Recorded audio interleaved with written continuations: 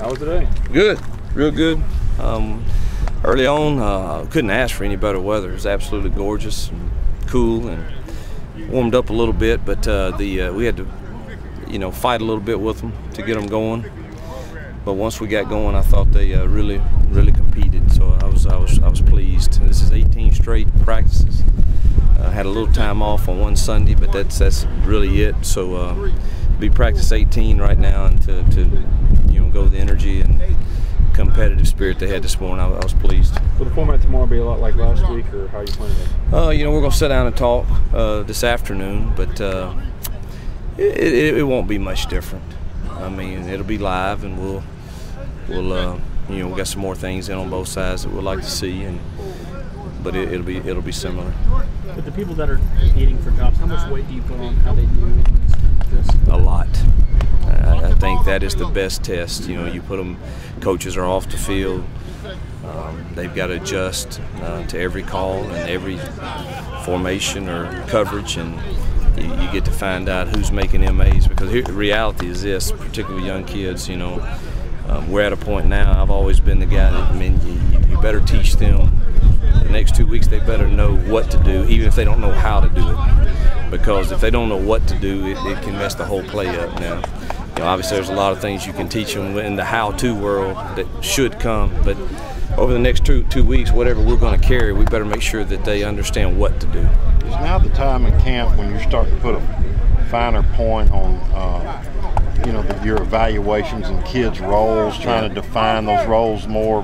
Yeah, we talked about some of that this morning, and certainly you're trying to find out what kids can do. But yes, we'll grade the film very hard from today and tomorrow. They'll present them to me Monday morning and staff, and we'll give everybody off Sunday.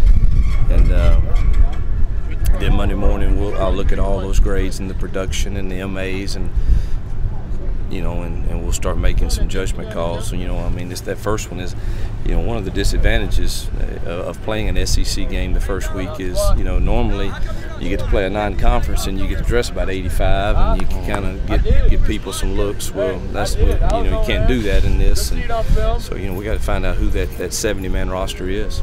Are y'all also fine-tuning schematically what you feel you can do as a unit and what you can't right now? We probably won't do, we'll start on Vandy this afternoon as far as coaching staff, not practice, but this afternoon we'll start watching them, and we want to first of all find out what we think will be successful against them, and then part two of that would be, all right, what of this can we do personnel-wise? So that'll start this afternoon. In the 18 practices, how much better has the team gotten?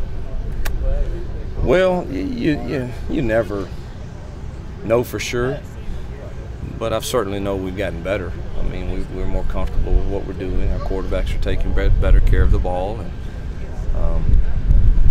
it'd be nice to get it full depth, with some guys, and that would help us.